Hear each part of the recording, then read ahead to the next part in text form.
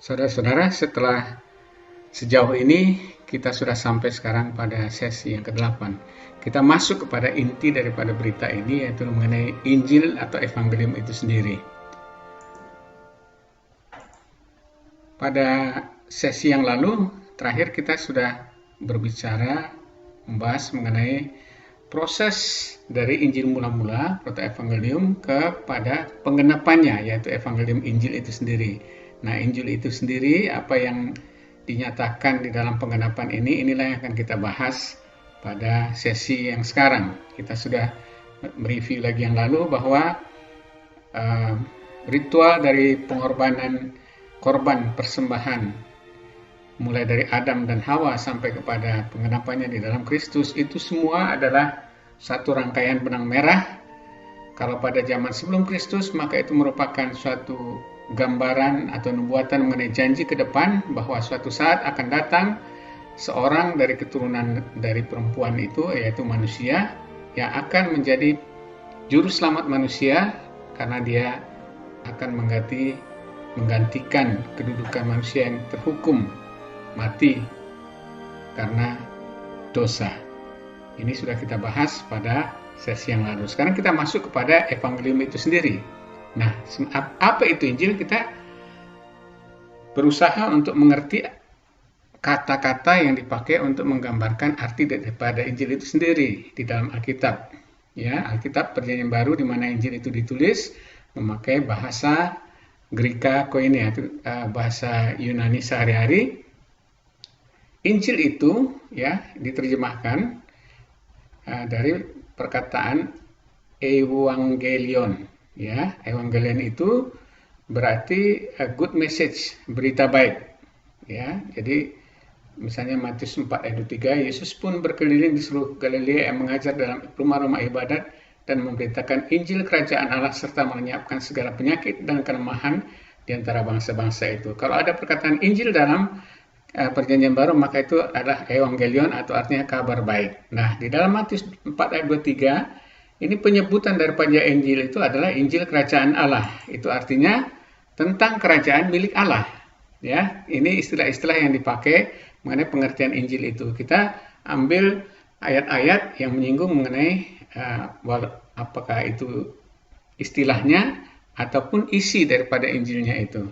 Matius 9 ayat 35 disebutkan, demikianlah Yesus berkeliling ke semua kota dan desa, ia mengajar dalam rumah-rumah ibadat dan memberitakan Injil Kerajaan Sorga serta menyiapkan segala penyakit dan kelemahan. Di sini ada disebutkan Injil Kerajaan Sorga. Di sini tadi Injil Kerajaan Allah tentang kerajaan milik Allah, dan di sini disebutkan Injil Kerajaan Sorga yang artinya tentang kerajaan rohani, kerajaan sorga, ya, bukan kerajaan jasmani. Nah, kemudian di tempat-tempat lain Matius menyebutkan Injil Kerajaan saja atau hanya Injil saja, tapi pengertiannya sama, itu adalah Injil Kerajaan Allah atau Injil Kerajaan Sorga. Kita lanjut, di dalam Markus, ya, itu Markus memulai statement mengenai Injil itu jelas, yaitu Injil tentang Yesus Kristus, Anak Allah.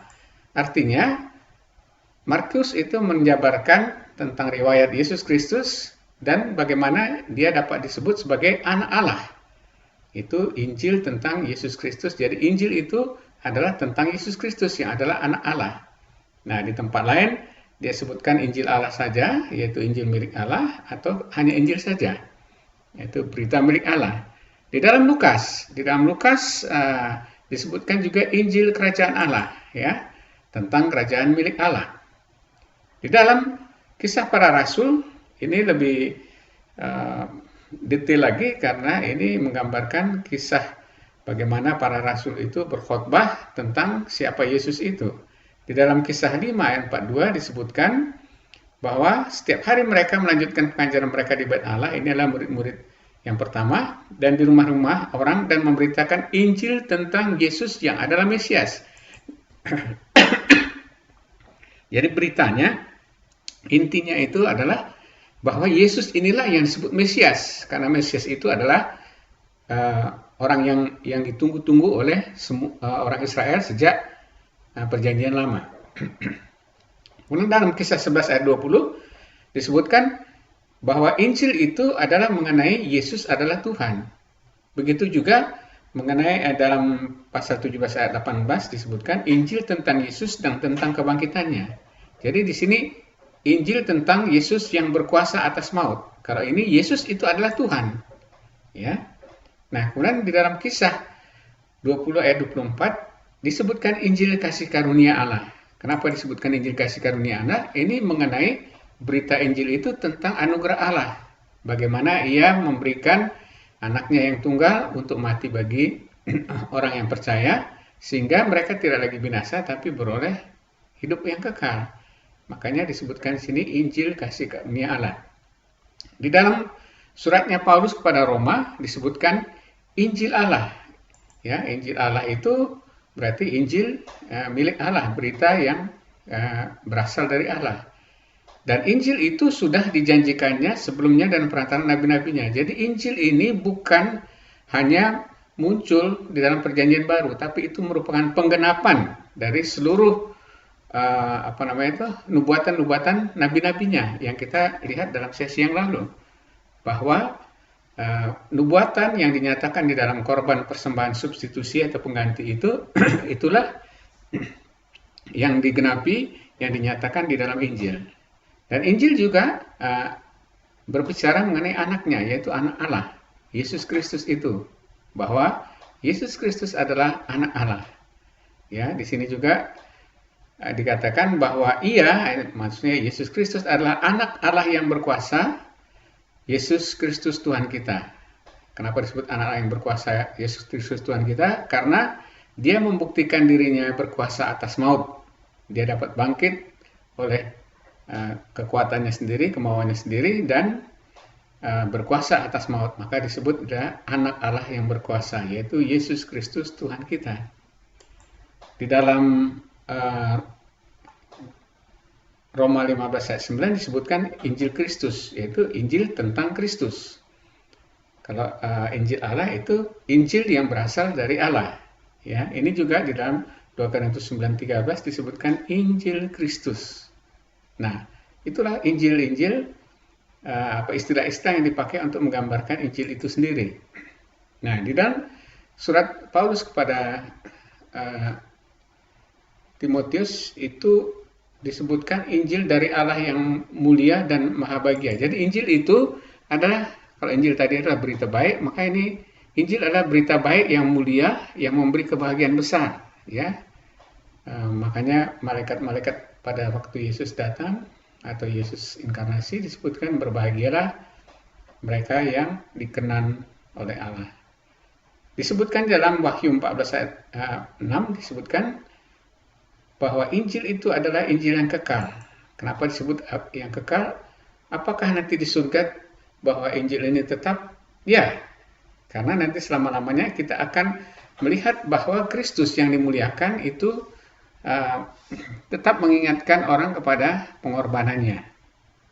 Karena itu Injil mengenai kasih Allah yang mendatangkan anak tunggalnya supaya mengganti dosa-dosa kita itu akan terus kekal. Makanya ini disebut Injil yang kekal. Nah, Lukas 24 ayat 47 Injil itu disebut berita tentang pertobatan dan pengampunan dosa. Nah, ini adalah isi daripada Injil itu, bahwa kalau kita bertobat dan percaya kepadanya, maka kita akan diberikan pengampunan dosa, oleh karena Kristus sudah mati untuk menebus dosa itu. Nah, di dalam Efesus 1 ayat 7 itu mengenai penebusan oleh darah atau nyawa Kristus. Ini menggaungkan kembali tentang gambaran-gambaran dari korban-korban dalam perjanjian lama. Dalam Roma 4 ayat 25 disebutkan bukan hanya kita Injil itu mengenai penebusan dosa kita, tetapi juga masalah pembenaran. Ya, pembenaran itu sudah kita bahas pada sesi yang lalu, bahwa kita tidak cukup hanya ditiadakan atau dibersihkan dosa kita, tapi juga kita harus dikenakan kebenaran Kristus supaya kita dilihat benar oleh Allah. Nah, begitu dalam Yohanes 3 ayat 16 yang terkenal, bahwa Injil itu berbicara mengenai kasih Allah juga mengenai bagaimana untuk mendapatkan hidup kekal, yaitu dengan percaya dan juga beroleh hidup yang kekal. Ini sudah masuk kepada isi Injil itu. Nah, kita kemudian mungkin berpikir, kok di sini ada istilah Injil Kerajaan Allah atau Kerajaan Surga, tapi juga ada Injil mengenai pertobatan, percaya, hidup kekal. Nah, kita bisa bagi sebenarnya, walaupun itu berhubungan. Nah, ini khusus kita akan diskusikan, kalau selama ini kita hanya mengerti bahwa Injil itu adalah berita mengenai penebusan Kristus, sehingga kita dijadikan kudus, maka sebenarnya Injil yang disebutkan ini jauh melebihi daripada sekedar penebusan dosa. Karena memang itu adalah intinya, tetapi Injil yang disampaikan oleh Yesus Kristus itu Injil Kerajaan Allah atau Kerajaan Surga yang mencakup lebih luas daripada itu, yaitu mencakup Kerajaan Allah. Makanya disebutkan juga Injil ini juga Injil mengenai Kerajaan Allah. Misalnya ya, nah apa saja yang bisa kita katakan di dalam Injil Kerajaan Allah yang di luar daripada atau lebih jauh daripada penebusan. Misalnya 1 Petrus 2:9, tetapi kamulah bangsa yang terpilih, imamat yang rajani, bangsa yang kudus, umat kepunyaan Allah sendiri. Ya, jadi penebusan Kristus itu bagian daripada rencana kerajaan Allah yang akan membuat umat kepunyaan sendiri.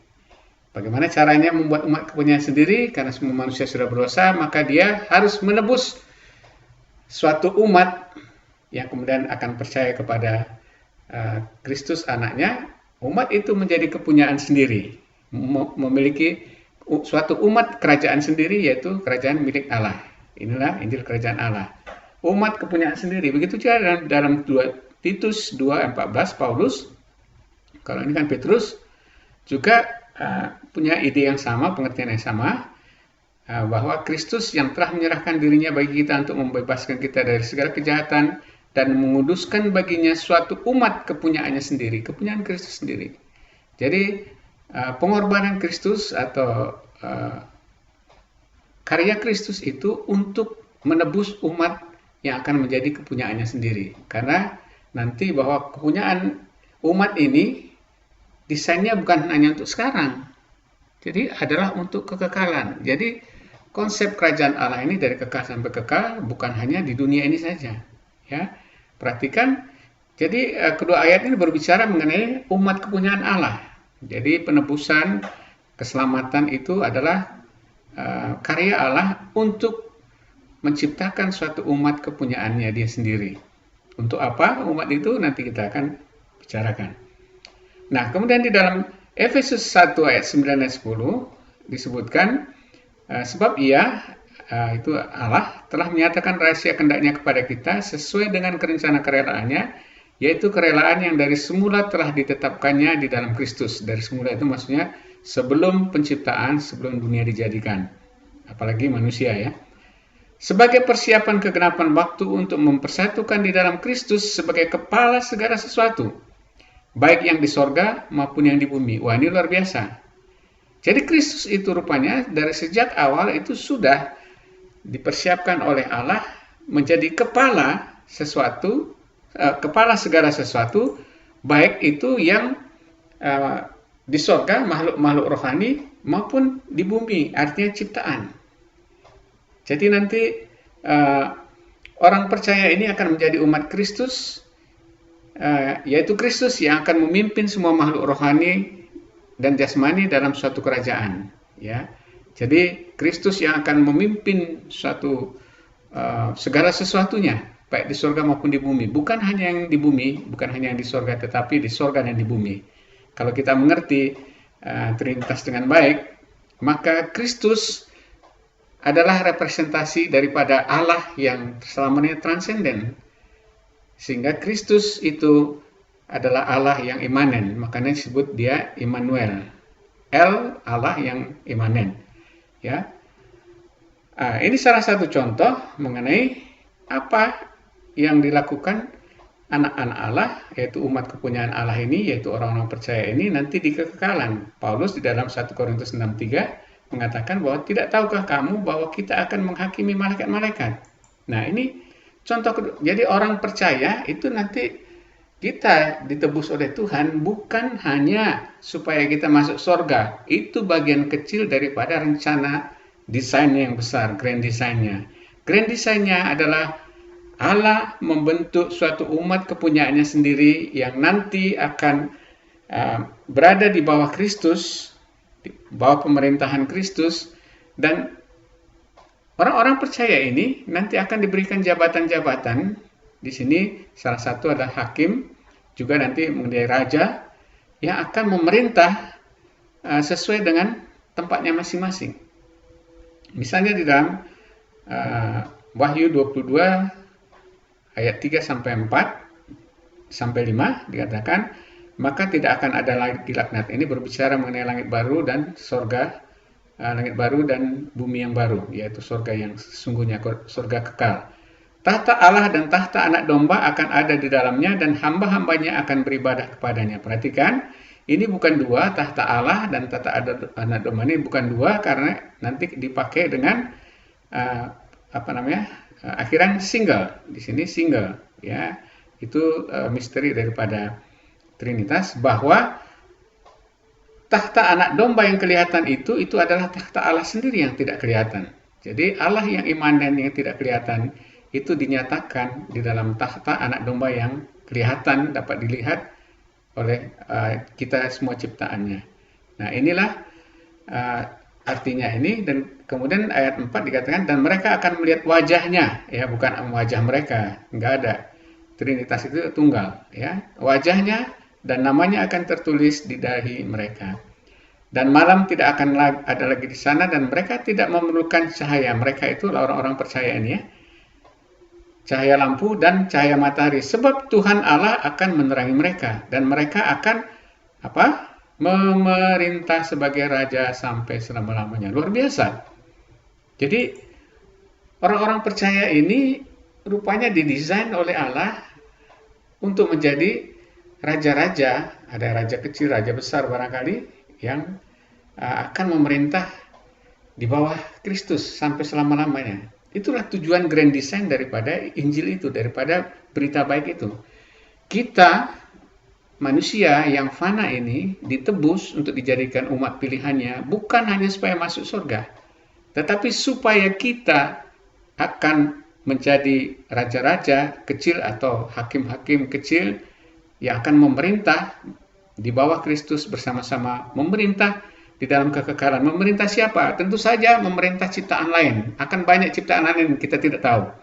Tetapi nanti di surga kekal, itulah luar biasa manusia ini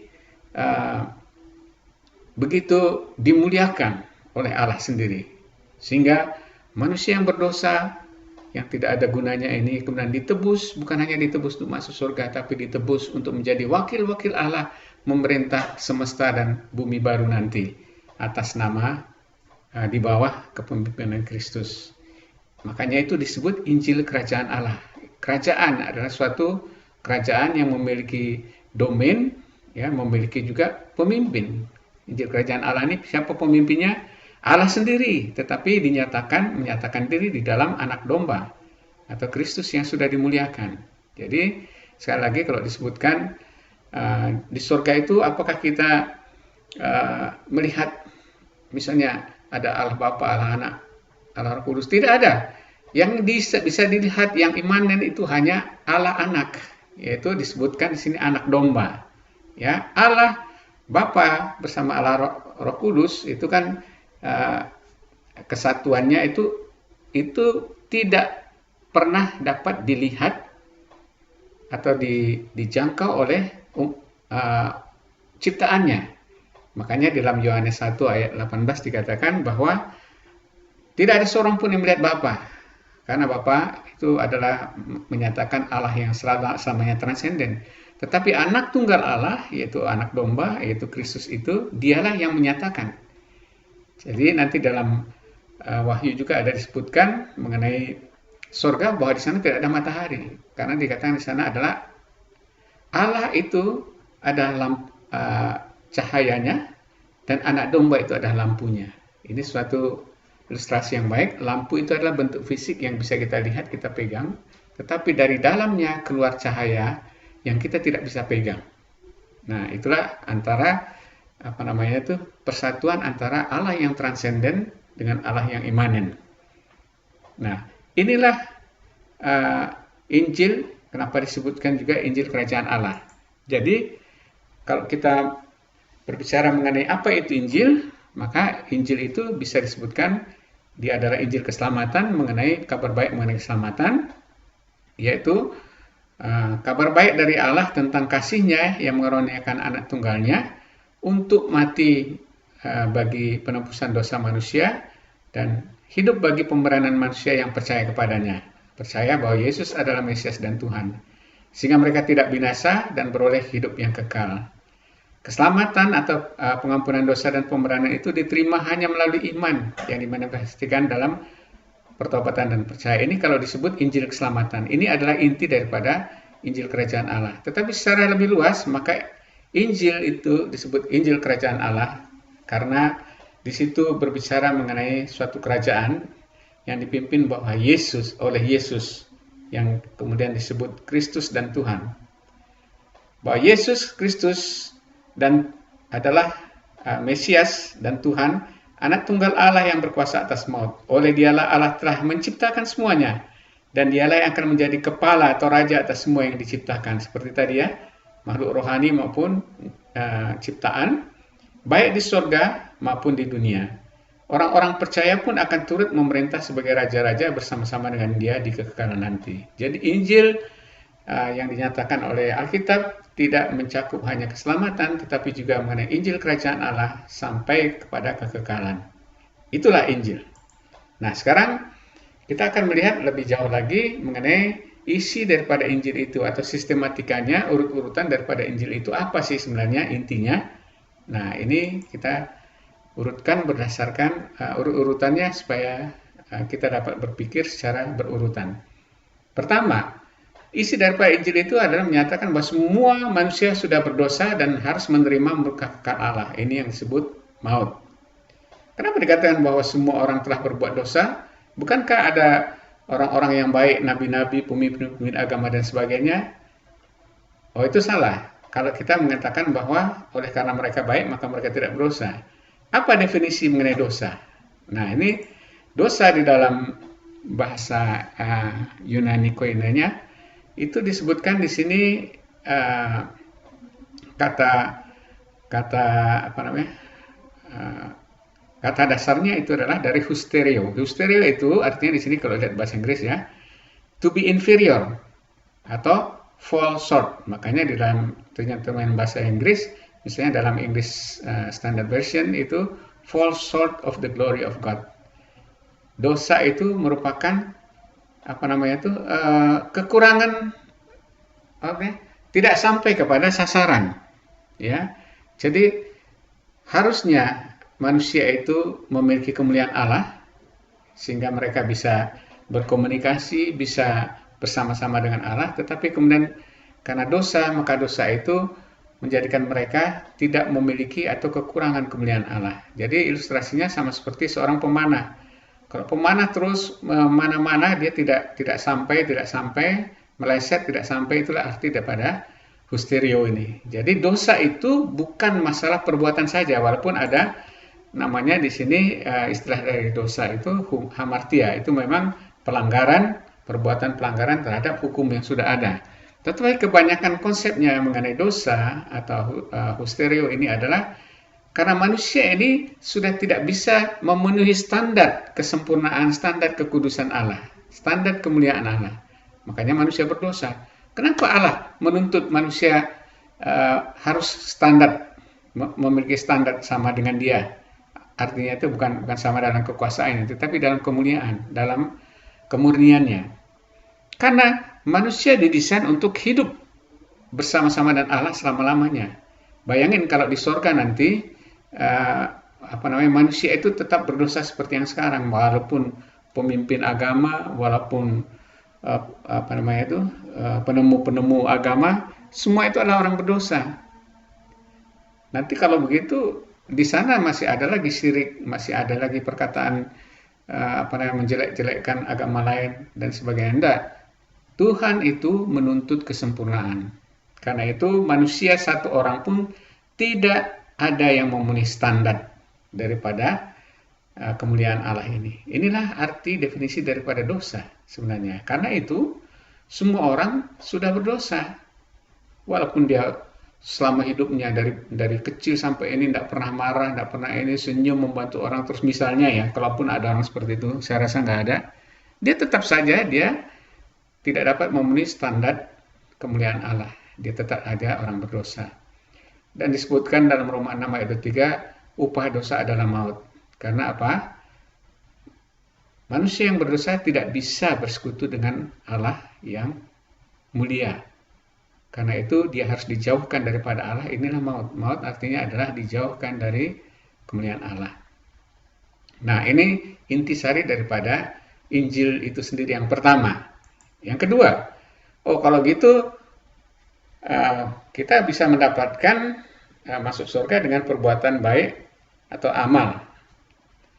Nah, perbuatan baik atau amal itu tidak ada hubungannya dengan pengampunan dosa. Seperti kita diskusikan dalam sesi yang kelima, bahwa dosa itu adalah pelanggaran terhadap hakikat moral Allah. Dia yang kudus, kita tidak kudus lagi. Dia yang benar, tidak benar lagi. Kita yang baik. Dia yang baik, sempurna, kita tidak ini. Dan karena dosa kita, maka kita tidak bisa memenuhi standar kesempurnaan Allah ini. Kalau kita berbuat baik, apa hubungannya dengan ini? Tidak ada hubungannya. Ya, tidak ada hubungannya. Karena dosa itu hubungan antara manusia dengan Tuhan. Kalaupun kita berbuat baik, itu tidak relevan dan tidak seorang pun bisa berbuat baik seperti yang katakan tadi sehingga dia benar-benar memenuhi standar kebaikan, kebenaran dan kekudusan Allah. Makanya itu di dalam surat-suratnya Paulus berulang-ulang dikatakan sebab tidak seorang pun yang dapat dibenarkan di hadapan Allah oleh karena melakukan hukum Taurat. Walaupun beribadah setiap hari orang Yahudi itu sembahyang 5 kali, ya, kemudian berpuasanya luar biasa, kemudian juga memberikan persepuluhan dan sebagainya. Kalaupun dia melakukan itu, tidak seorang pun yang bisa melakukan itu berdasarkan standar Allah. Karena itu juga dalam Galatia 3:11 dikatakan bahwa tidak ada orang yang dibenarkan di hadapan Allah karena melakukan hukum Taurat adalah jelas. Ini penting, ya. Nah, kemudian dalam Roma 3 dikatakan jadi bagaimana? Adakah kita mempunyai kelebihan daripada orang lain? Kita itu adalah orang Yahudi, ya. Ini Paulus yang berkata, sama sekali tidak, sebab di atas kita telah tuduh baik orang Yahudi maupun orang Yunani bahwa mereka semua ada di bawah kuasa dosa. Orang Yahudi itu selalu membedakan manusia itu dua. Orang Yahudi adalah mereka, orang Yunani adalah orang-orang kafir di luar Yahudi. Ya, Yahudi ataupun Yunani semuanya sudah berdosa. Seperti ada tertulis, tidak ada yang benar, seorang pun tidak. Loh, masa tidak ada yang benar? Nah, itu sekali lagi dikatakan, bagaimana mengenai Mother Teresa misalnya? Bagaimana mengenai orang yang kehidupannya hanya dibaktikan dengan orang lain? Apakah itu orang tidak benar? Oh ya, dia ada kebenaran, tapi kebenarannya itu tidak dapat memenuhi tuntutan atau standar daripada kebenaran Allah, keputusan Allah. Seperti yang kemarin, tidak ada yang benar. Nah, ini kan kita sudah bicara ya, karena manusia sudah kehilangan kemuliaan Allah. Dosa ini menyebabkan bahwa kita itu tidak bisa memenuhi standar kemuliaan Allah. Inilah makanya kita disebut tidak ada yang benar di hadapan Tuhan. Standar kita beda dengan Tuhan. Menurut kita orang baik apa segala, di hadapan Tuhan tidak ada satu dosa sedikit pun kita sudah tidak benar lagi di hadapannya. Ini adalah poin yang kedua. Pekerjaan kita, perbuatan amal kita tidak relevan dengan pengampunan dosa. Tidak, karena tidak ada seorang pun yang bisa melakukan itu. Dan itu tidak relevan dengan pengampunan dosa. Ya, karena dosa harus dihukum dengan maut. Jadi yang relevan adalah kalau kita mati untuk menebus dosa kita sendiri. Itulah yang relevan. Tapi artinya mati ya dia masuk neraka, itulah yang relevan sebenarnya. Karena itu poin selanjutnya, ini untuk menekankan bahwa perbuatan baik amal itu bisa mendatangkan pengampunan dosa. Tidak, karena dia tidak relevan, ya. supaya kita ingat itu tidak relevan. Nah, karena itu kita ingat lagi poin ini merupakan isi daripada Injil.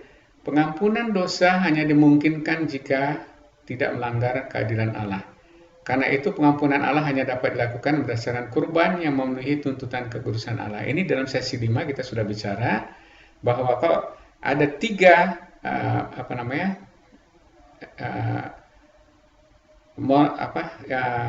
tiga hakikat daripada moral Allah ya yang dinyatakan dalam kitab suci, yang ketiga-tiganya tidak pernah konflik, yaitu bahwa Allah adalah benar karena itu Dia adil, Allah adalah kudus atau sempurna, dan Allah itu baik atau kasih. Ya, jadi karena benar maka Allah harus menghukum dosa dengan maut, kematian kekal di neraka. Tetapi tuntutan kebaikan atau kasih Allah, Allah ingin menyelamatkan manusia berdosa. Bagaimanakah konflik ini diselesaikan? Kita sudah mempelajari dalam sesi 5 bahwa ini bisa diselesaikan korban pengganti atau korban substitusi. Ya. Tetapi korban substitusi ini, makanya di dalam Perjanjian Lama itu dilambangkan dengan korban penyembelihan daripada hewan. Makanya kita baru hari ini kita merayakan, saudara kita mesti merayakan mengenai Idul Adha, pengorbanan kurban-kurban. Tapi itu sebenarnya adalah gambaran daripada bahwa manusia yang berdosa harus dihukum dengan maut. Tetapi karena Allah ingin menyelamatkan manusia, maka lambangnya digantikan oleh korban substitusi. Tetapi ini masih kurang. Karena apa? Korban substitusi ini haruslah korban yang kudus dan sempurna di hadapan Tuhan. Dan karena yang akan digantinya adalah dosa manusia, maka juga harus bentuk manusia. Kita sudah bahas, karena itu Allah sendiri yang sempurna menjadi inkarnasi, menjadi manusia yang sempurna. Dengan demikian hanya Yesuslah yang disebut Kristus, karena Dia bukan manusia yang berdosa, Dia tidak lahir dari bibit manusia yang berdosa, tetapi dari Roh Kudus. Hanya Dia saja yang dapat menjadi korban substitusi yang dapat memuaskan tuntutan daripada hakikat moral Allah ini. Jadi pengampunan dosa hanya dimungkinkan oleh pengorbanan Kristus. Karena itu Kristus datang inkarnasi untuk menjadi korban penebus dosa. Yang keempat, bagaimana cara mendapatkan pengampunan oleh korban Kristus itu? Hanya percaya. Dan hasilnya adalah hidup kekal. Ya, ini ayat-ayat yang terkenal. Yohanes 3 ayat 16, karena begitu besar kasih Allah akan dunia ini, sehingga Ia telah mengaruniakan anaknya yang tunggal, supaya setiap orang yang percaya kepadanya tidak binasa, melainkan beroleh hidup yang kekal. Sebab Allah mengutus anaknya ke dalam dunia bukan untuk menghakimi dunia, melainkan untuk menyelamatkan oleh Dia. Barang siapa percaya kepadanya, kepada Kristus, ia tidak akan dihukum. Barang siapa tidak percaya, ia telah berada di bawah hukuman, karena dia sudah berada di bawah kuasa dosa. Karena itu dia masih di dalam hukuman maut. Sebab ia tidak percaya dalam nama Anak Tunggal Allah. Ya, jadi caranya untuk mendapatkan pengampunan yang sudah dibeli atau dibayar oleh Yesus Kristus dengan darahnya, itu adalah dengan percaya kepadanya dan kepada karyanya, bahwa Dia mati untuk Anda. Yohanes 5 ayat 24, aku berkata kepadamu, sesungguhnya barang siapa mendengar perkataanku atau mendengar Injil ya, dan percaya kepada Dia yang mengutus aku, artinya aku ini adalah Yesus, artinya percaya kepada Allah yang mengutus aku, artinya Yesus itu adalah suruhan atau dikirim oleh Allah. Jadi Allah yang dikenal oleh Yesus, percaya kepadanya, maka ia mempunyai hidup yang kekal dan tidak turut dihukum. Sebab ia sudah pindah dari dalam maut ke dalam hidup. Sudah ini maksudnya kata lalu. Jadi saat seorang percaya, maka dia saat itu bukan nanti sudah mati, saat itu sudah memiliki hidup yang kekal. Dan tidak akan turut dihukum di kemudian hari, karena dia sudah pindah dari dalam maut ke dalam hidup. Jadi keselamatan itu sebenarnya bukan nanti. Kalau nanti itu adalah penggenapannya, tapi keselamatan dimulai saat sekarang, Saat seorang pada Kristus, maka dia sudah memiliki hidup kekal dan tidak akan lagi turut dihukum. Ya, ini adalah cara mendapatkan pengampunan, yaitu percaya yang akan menghasilkan hidup kekal oleh karena pengampunan berdasarkan penebusan Yesus Kristus. Nah, kalau disebutkan lagi untuk mempertegas percaya apa di sini, kepadanya, ya, percaya kepada Allah yang mengutus dia. Maka untuk spesifiknya bahwa Yesus adalah Mesias, Tuhan dan Juru Selamat. Percaya bahwa Yesus itu bukan sekedar manusia, bukan sekedar nabi, tetapi dia adalah Mesias yang diurapi, dia juga Juru Selamat, yaitu firman Allah atau Logos yang berinkarnasi menjadi manusia, menjadi korban pengganti dosa-dosa kita. Kalau kita nggak percaya bahwa Yesus itu adalah ilahi, maka korbannya tidak berarti apa-apa. Jadi korbannya itu ya seperti korban domba atau sapi atau unta yang dikorbankan setiap hari raya pengorbanan itu, ya. Tetapi bahwa Yesus itulah Mesias, dia adalah Tuhan dan Juru Selamat, yaitu firman atau kalam Allah atau Logos Allah yang menjadi manusia untuk menjadi korban pengganti dosa-dosa kita, sehingga korbannya itu diterima oleh Allah. Dan bahwa setiap orang percaya kepadanya akan memperoleh pengampunan dosa dan hidup kekal, seperti yang dikatakannya. Jadi percaya kepada Yesus itu percaya kepada yang dikatakannya. Karena apa? Kita dikatakan percaya kepada seseorang itu kalau kita percaya perkataannya. Jadi gimana cara mengukur apakah seseorang sudah percaya kepada Yesus? Gampang, percaya enggak dia pada setiap perkataan Yesus Kristus itu. Ya, inilah cara mendapatkan pengampunan, yaitu percaya kepada dia dan percaya kepada karyanya. Yang kelima, nah setelah seseorang percaya, apa yang terjadi padanya? Maka ia akan menjadi umat pilihan Allah sendiri, ya. Dan dia akan menjaganya sampai Anda pulang ke rumah, ke surga bersama dengan dia selamanya, ya. Ini di dalam Yohanes pasal 10 itu sebutkan mengenai domba-domba sejati daripada Kristus itu. Domba-dombaku, ini adalah Kristus, Yesus Kristus, mendengarkan suaraku dan aku mengenal mereka dan mereka mengikut aku. Domba yang benar itu pasti akan mengenal suaranya, dan dia juga dikenal oleh Kristus dan mereka akan mengikut Kristus. Jadi kalau ada suara-suara atau ajaran-ajaran yang mereng tetapi mereka ikut, itu berarti dia bukan domba sejati Kristus. Domba sejati Kristus hanya dia mengerti suara Kristus dan akan mengikuti Kristus saja.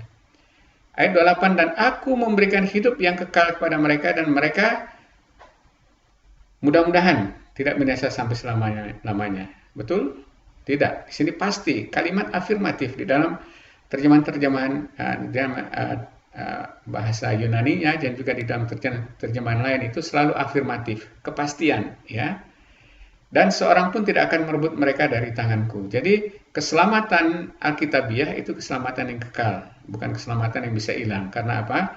Karena Allah sendiri yang menjaga. Bapakku yang memberikan mereka kepadaku lebih besar daripada siapapun, dan seorang pun tidak dapat merebut mereka dari tangan Bapa. Keselamatan sejati ada di tangan Allah, dan karena itu tidak akan mungkin hilang.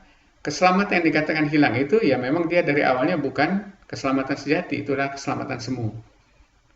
Orang merasa selamat, tetapi ternyata Allah belum mengenal dia. Karena kekristenan dengan segala seluk-beluknya itu bisa dipelajari, bisa dihafal, bahkan banyak orang yang hebat mengenai Alkitab, mengenai Kristen, tetapi sebenarnya hatinya tidak percaya. Ya. Kemudian di dalam Yohanes 14 ini dikatakan oleh Yesus kepada murid-muridnya yang tahu bahwa mereka akan segera ditinggalkannya, yang merasa sedih, maka dia mengatakan, jangan cemas, percayalah kepada Allah, percayalah juga kepadaku. Baru ayat 2, di rumah Bapakku banyak tempat tinggal. Jika tidak demikian, tentu aku akan mengatakannya kepadamu. Sebab aku pergi ke situ, maksudnya ke sorga, ke Bapaknya, untuk menyediakan tempat bagimu. Jadi orang yang sudah percaya kepadanya itu disediakan tempat oleh Kristus di sorga. Dan apabila aku telah pergi ke situ dan telah menyediakan tempat bagimu, aku akan datang kembali dan membawa kamu ke tempatku. Ya, kapan dia akan membawa kita ke tempat dia? Bisa pada saat kita meninggal atau pada saat nanti dia datang kembali. Jadi sesudah kita percaya, maka kita akan menjadi umat pilihannya sendiri yang dilindunginya sampai kita ke surga. Jadi jangan takut untuk percaya, Anda pasti dilindungi oleh Dia, apapun situasinya. Seterusnya, di kekekalan, orang-orang percaya tidak sekedar menikmati surga, namun akan menjadi wakil-wakil Allah untuk memerintah alam semesta baru. Ini hal yang banyak sekali tidak diajarkan di dalam kekristenan. Jadi Injil itu disebut hanya sebagai Injil keselamatan dan tidak sampai menjangkau jauh kepada kekekalan. Tetapi seperti saya katakan tadi, keselamatan itu hanya bagian daripada Injil keseluruhan. Karena Injil keseluruhan itu mengenai kerajaan Allah yang mencakup juga kekekalan. Jadi setelah orang percaya dan kemudian nanti meninggal, bukan hanya masuk surga, tetapi di sana bukan hanya di surga kemudian kita nyanyi-nyanyi, minum-minum, tidak ada. Tapi di sana kita memiliki tanggung jawab yang menyukakan kita, membanggakan kita selama-lamanya, yaitu ikut memerintah bersama dengan Dia. Dalam 2 Timotius 2 ayat 12, Paulus mengatakan jika kita bertekun, kita pun akan ikut memerintah dengan Dia. Memerintah apa? Nah, salah satu contohnya di dalam 1 Korintus 6:3 dikatakan, tidak tahukah kamu bahwa kita akan menghakimi malaikat-malaikat? Ini salah satu daripada pekerjaan orang-orang percaya. Kita itu akan memimpin, bahkan menghakimi, termasuk malaikat-malaikat, dan kemungkinan juga ada makhluk-makhluk lain. Ya, ini sesuatu yang luar biasa, sesuatu yang mulia. Manusia yang berdosa, yang berasal dari abu, berdosa, kemudian ditebus oleh Dia, masih berdosa juga, tetapi Dia tetap menjadikan kita orang-orang pilihan umatnya sendiri yang akan memerintah bersama-sama dengan Dia. Nah, di dalam Lukas 19, Tuhan Yesus itu pernah memberikan suatu perumpamaan mengenai hamba-hambanya yang diberikan uang atau talenta itu, yang disebut atau mina, ya. Ada 10 mina, 5 dan 2 itu. Kemudian itu sebenarnya gambaran mengenai masa depan, ya. Ini Tuhan Yesus, kita bacakan saja. Lalu terjadilah ketika ia kembali, itu maksudnya yang pemilik mina itu, ya. Setelah ia dinobatkan menjadi raja, nah ini berbicara mengenai Kristus. Ini Kristus sekarang masih di surga, tapi nanti dia akan, dan di surga sudah ditobatkan menjadi raja, dan dia akan pulang untuk memerintah bumi ini bersama dengan hamba-hambanya dan meminta pertanggungjawaban terhadap hamba-hambanya. Nah, orang yang pertama datang itu berkata, Tuan, mina Tuan yang satu ini telah menghasilkan 10 mina. Ya, katanya kepada orang itu, baik sekali perbuatanmu itu, hai hamba yang baik, engkau telah setia dalam perkara kecil, karena itu terimalah kekuasaan atas 10 kota. Ini walaupun merupakan perumpamaan, tapi merupakan satu hint atau sesuatu yang tersirat bahwa nanti kita pun akan diberi kekuasaan atau tanggung jawab untuk memerintah, tergantung kepada kesetiaan kita untuk melaksanakan perintah Dia, menggandakan satu mina itu menjadi 10. Oh, ini bukan bicara 10, 5, 2 ini. Jadi diberikan satu mina, tetapi yang satu mengembalikan 10, satu 5, satu lagi mungkin tetap 1, ya. Ini adalah salah satu gambaran bahwa nanti di kekekalan kita akan diberikan kekuasaan untuk memerintah berdasarkan ketaatan kita, karya kita sesudah kita diselamatkan. Nah, akhir yaitu pasal terakhir daripada Alkitab berbicara mengenai nasib kekal orang percaya di kekekalan. Maka tidak akan ada lagi laknat, maksudnya di surga, dan seterusnya. Lalu ayat 25, dan malam tidak akan ada lagi di sana, dan mereka tidak memerlukan cahaya lampu dan cahaya matahari, sebab Tuhan Allah akan menerangi mereka, dan mereka akan memerintah sebagai raja sampai selama-lamanya. Ya, jadi di sana, di surga, orang percaya akan memerintah sampai selama-lamanya. Tetapi memerintah besarnya kedudukan itu saya rasa tergantung kepada ketaatan atau karya dia sesudah dia diselamatkan. Apakah dia memberitakan Injil, untuk keselamatan banyak orang secara konsisten, atau dia menjadi seorang Kristen, bahkan seorang pemimpin Kristen yang hanya memakai jabatannya untuk mencari uang. Nah, semuanya nanti itu dihakimi di sana. Nah, jadi kalau disebutkan mengenai Injil itu apa, ini kita sudah sampai kepada kesimpulan. Injil itu adalah berita baik tentang kerajaan Allah dengan inti berita tentang pertobatan dan pengampunan dosa berdasarkan karya Yesus Kristus yang adalah Tuhan dan Juru Selamat manusia. Intinya adalah itu, mengenai berita baik mengenai kerajaan Allah. Ya. Dan pengampunan dosa, pemberian hidup kekal kepada seorang hanya didasarkan kepada kepercayaan orang tersebut kepada karya penebusan Kristus. Yang terlihat dari luar itu merupakan pertobatan dari dosa. Ini sesuatu yang penting, tapi nanti kita bicarakan di dalam topik-topik selanjutnya, yaitu dasar-dasar iman Kristen. Ya. Sedangkan isi daripada Injil itu secara sederhana kita bisa urut-urutkan begini. Ini sistematikanya, bahwa semua orang adalah orang berdosa. Karena berdosa itu bukan masalah perbuatan saja, tetapi masalah standar yang tidak memenuhi standar Allah. Ibadah dan amal tidak dapat menghapus dosa, karena tidak seorang pun yang dapat walaupun dia berbuat amal setengah mati, itu tidak relevan dengan penghapusan dosa. Karena penghapusan dosa ini, dosa dituntut untuk dibayar dengan maut. Pengampunan dosa hanya dapat dilakukan berdasarkan karya Yesus Kristus. Kita sudah diskusikan, karena hanya Yesus Kristus adalah korban pengganti yang memenuhi semua standar Allah, yaitu dia Allah yang benar dan adil, dan terutama standar kekudusan atau kesempurnaan Allah. Nah, cara mendapatkan pengampunan dosa itu adalah dengan percaya kepada Yesus Kristus.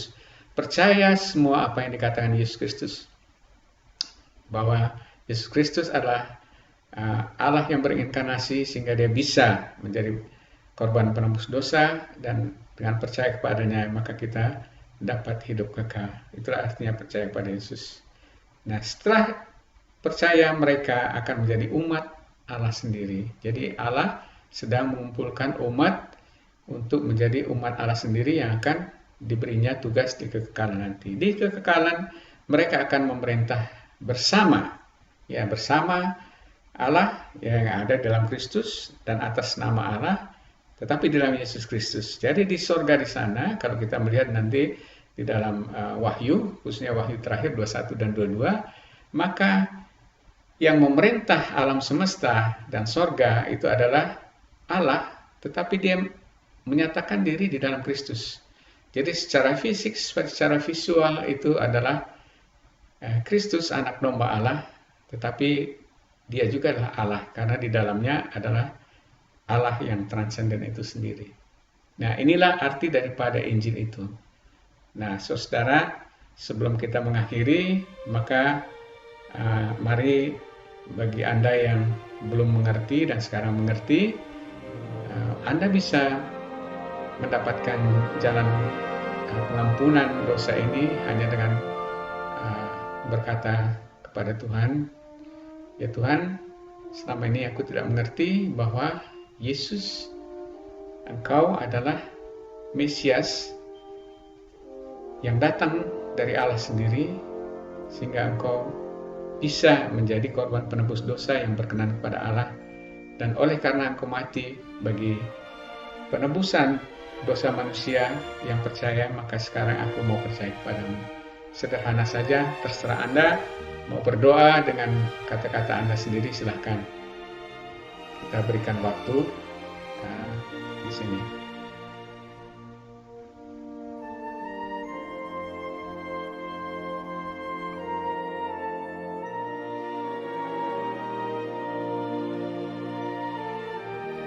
Untuk mengakhiri sesi ini seperti biasa, maka kami sampaikan di sini situs pelayanan kami. Di sana Anda dapat bisa membaca-baca blog-blog kami, dan kemudian juga dapat mendownload buku-buku yang berbobot mengenai dasar-dasar iman Kristen, dan dapat jangan lupa untuk membagikan kepada saudara yang lain. Nah, untuk sesi selanjutnya merupakan sesi kesimpulan dari jawaban ketiga pertanyaan makna hidup. Dengan sesi 9 ini, maka kita akan mengakhiri seri mengenai pencarian makna hidup ini. Dan kemudian nanti kita akan lanjutkan dengan seri mengenai dasar-dasar iman Kristen. Di sana kita akan menyampaikan dasar-dasar iman Kristen secara topikal, misalnya mengenai dosa itu apa, mengenai korban itu apa, mengenai Kristus itu siapa, dan seterusnya. Jangan lupa untuk mengikuti sesi selanjutnya, sesi kesimpulan, dan juga nanti seri-seri mengenai dasar-dasar iman Kristen. Terima kasih, Tuhan berkati.